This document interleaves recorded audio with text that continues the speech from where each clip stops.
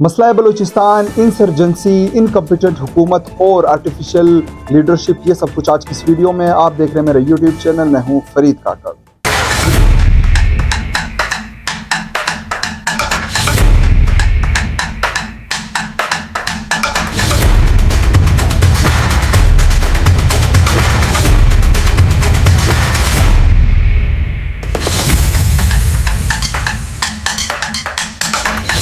Video को जाने बढ़ने से कबल आपसे गुजारिश है कि हमारे यूट्यूब चैनल को जरूर सब्सक्राइब करें, ये वीडियो आखिर तक देखें ताकि आपको मालूम हो कि ये मसला बलूचिस्तान है क्या और ये इंसर्जेंसी कब से है, इसकी तारीख क्या है और हुकूमती गफलत क्या है जिसकी वजह से ये इंसर्जेंसी मुसलसल बढ़ रही है।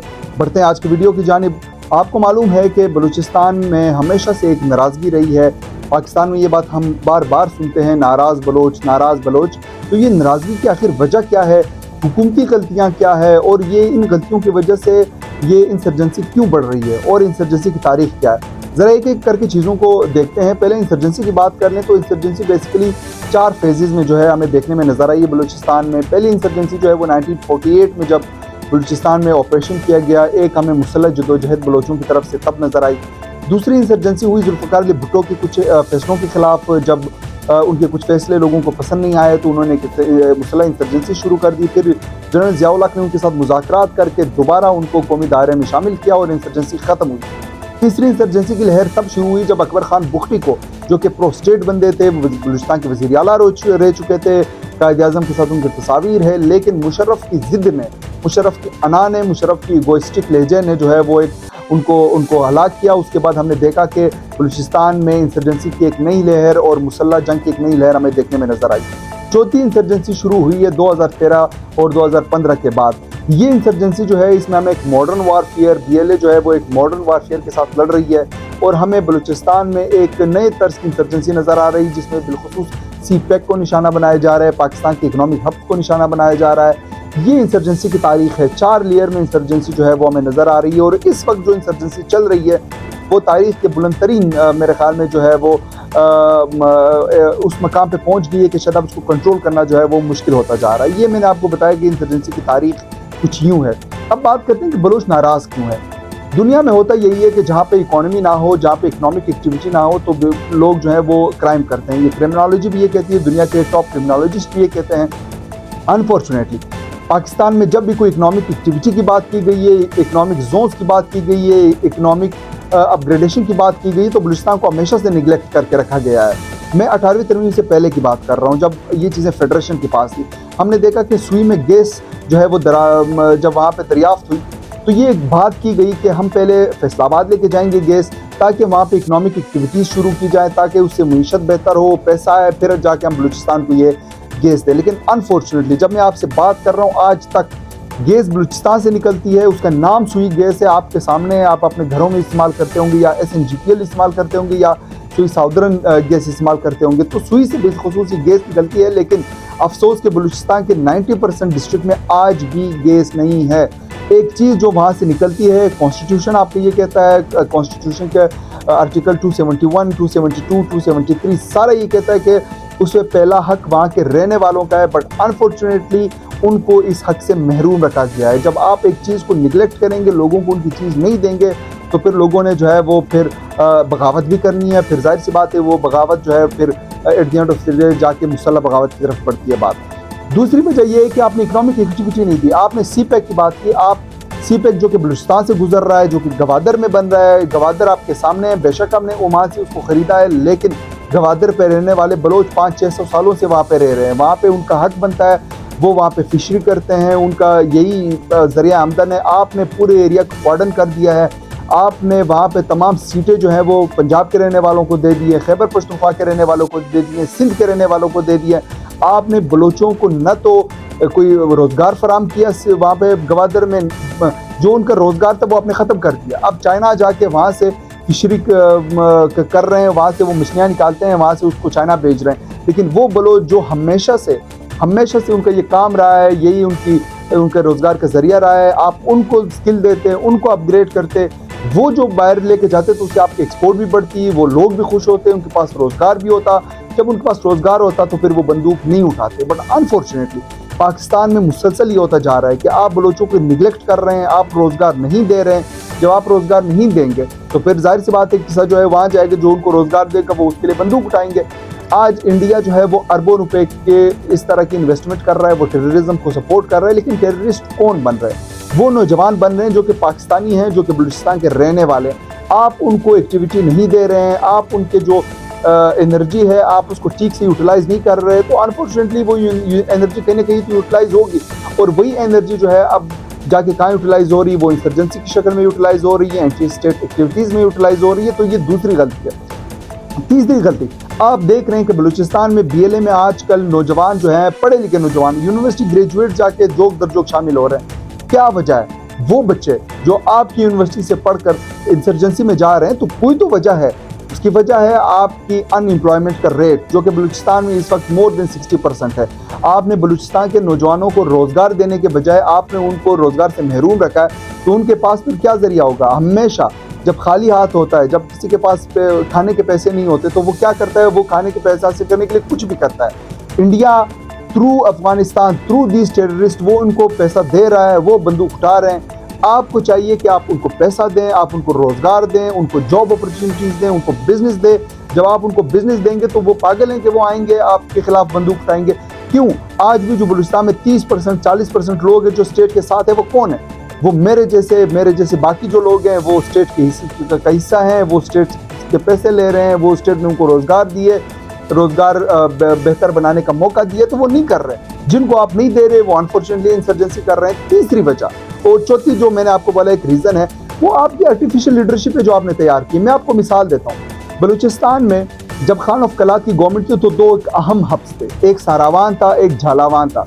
सारावान के जो चीफ हैं वो असलम रेसानी है।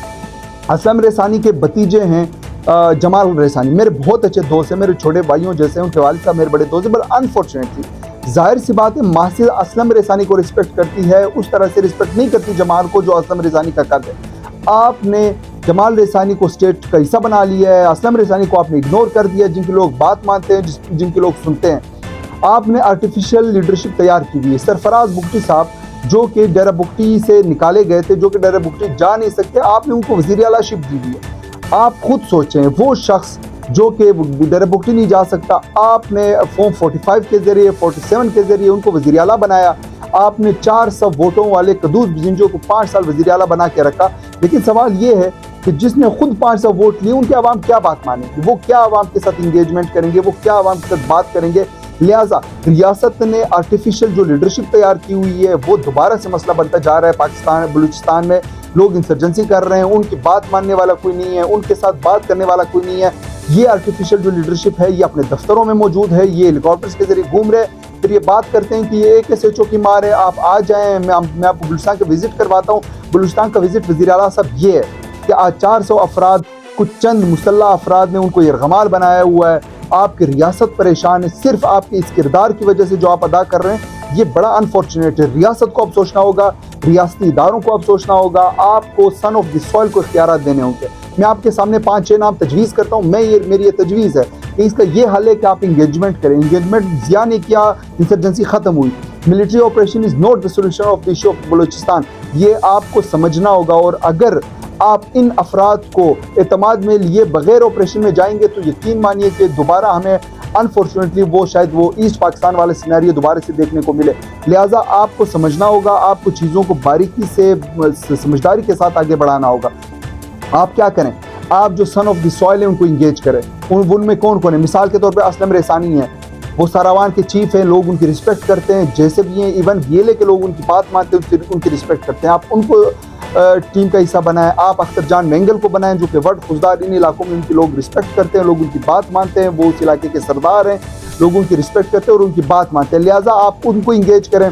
साथ ही साथ आप जो चीफ ऑफ जालावान हैं मीर सनाउल्लाह खान ज़ेरी, आप उनको इस टीम का हिस्सा बनाएं। उसके अलावा आप अकबर खान बुगटी के औलाद में से किसी को इस टीम का मेंबर बनाएं। आप खैरबख्श मरी के बच्चों को हिस्सा बनाएं, और हासिल खान बिजिंजो, डॉक्टर मालिक जो कि आवारान, तुरबत, इन एरियाज़ में मौजूद है, आप उनको इस टीम का हिस्सा बनाएं। और डॉक्टर महारंग बलोच, आपकी नज़र में वो अच्छी है बुरी है, आपको ईगो का मसला से नहीं बनाना होगा। आप अनाक को साइड पर रह के उनको यहाँ पे इंगेज करें, उनके साथ बातचीत करें कि मसला क्या है। फिर इन लोगों की कमेटी बनाकर उनमें कोर कमांडर कोयटा शामिल करें और वज़ीर आला बलूचिस्तान को, जो आर्टिफिशियल वज़ीर आला आपने बना दिया है, उसको इस टीम का मेंबर बनाएं। वज़ीर आज़म और आर्मी चीफ के ज़ेरे की निगरानी में ये कमेटी काम करें, मुज़ाकरात करें, उन लोगों को इंगेज करें, उनके मसाइल के हल के लिए कोशिश करें, ताकि दुश्मन को जो हिस्सा मिलता जा रहा है इंसर्जेंसी करवाने के लिए, टेररिज्म फैलाने के लिए, वो हिस्सा ख़त्म हो। That is the only way forward. आप इन लोगों को इंगेज करें। एक अहम मसला जो है बलूचिस्तान में, वो है लापता अफराद का। लापता अफराद की 3 कैटेगरीज हैं। वो कैटेगरीज मैं आपको एक एक करके बताता हूँ। एक वो अफराद हैं जिनको इदारों ने एबडक्ट किया है, उनको लेकर गए, उनसे इन्वेस्टिगेशन कर रहे हैं, उनकी कोई गलती है, आपके पास वो फहरिस्त मौजूद है। आप उनकी फैमिलीज़ को फहरिस्त दें, उनको उनकी सज़ाएं बताएं।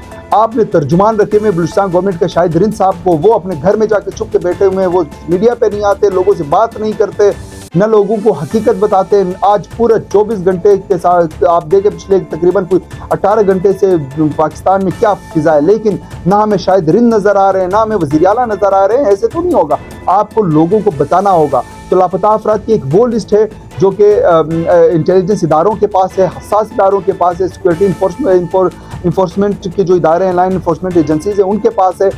उनकी लिस्ट आपके पास है, आप उनकी फैमिलीज़ को फराम करें, उनका जुर्म लोगों को दिखाएं और उनको बेशक पाकिस्तान के तमाम कवानीन के मुताबिक उनको सजा दे दें।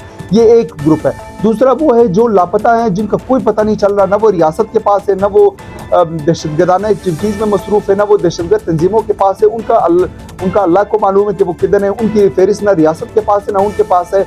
एक वो दूसरा दर्जा ये है। तीसरा वो है जो कि गए हुए हैं बाहर, अफगानिस्तान में, ईरान में, इंडिया में, जो है वो ट्रेनिंग्स ले रहे हैं, फिर आकर वो पाकिस्तान में टेररिज्म कर रहे हैं। आप वो फहरिस्त लोगों के सामने रखें, लोगों को बताएं कि ये अफराद जो इंडिया में मौजूद है। आपके पास इंटेलिजेंस इदारे हैं, आपके पास कितना बड़ा स्टेट है, रियासत है, सिस्टम है। आप लोगों के सामने रखें उनके मसाइल, उनको लोगों को बताएं कि ये लोग इंडिया में मौजूद है, अफगानिस्तान में मौजूद है, टेररिज्म में मौजूद है, हम इनको मारेंगे। तब आपके साथ अवाम की भी सपोर्ट होगी, तब लोग आपको सपोर्ट करेंगे, आप शाना बशाना चलेंगे। लेकिन अगर आप इन चीज़ों को, इन मसाइल को देके बगैर ऑपरेशन में जाएंगे, तो फिर अनफॉर्चुनेटली क्योस होगा। शायद हमें एक वो अमूल सिचुएशन पे पहुंच जाए जहाँ से फिर हमारी वापसी ना हो। लिहाजा हम बतौर बलूचिस्तान का, son of the soil, Balochistan का रहने वाला हूँ मैं, मुझे रियासत की फ़िक्र है, मुझे रियासत की परवाह है। मैं ये चाहता हूँ कि बलूचिस्तान की ये जो मसाइल हैं वो हल हों। किसी न किसी तरीके से आप इन मसाइल को हल करें, ताकि हम बतौर रियासत और बतौर बलूचिस्तान के रहने वाले लोग हम इन मसाइल से निकल सके और हम आगे बढ़ सकें। I think this is my message for the government, for the state institution. I hope कि मेरा ये मैसेज आपको पसंद आया होगा। अगर आपको पसंद आया तो कमेंट करके हमें ज़रूर अपनी राय से आगाह करें। हमारी यूट्यूब चैनल को ज़रूर सब्सक्राइब करें। ये वीडियो अपने दोस्तों और अहबाब के साथ ज़रूर शेयर करें। इंशाल्लाह मुलाकात होगी नेक्स्ट वीडियो में। तब तक के लिए इजाज़त दीजिए। अल्लाह हाफ़िज़।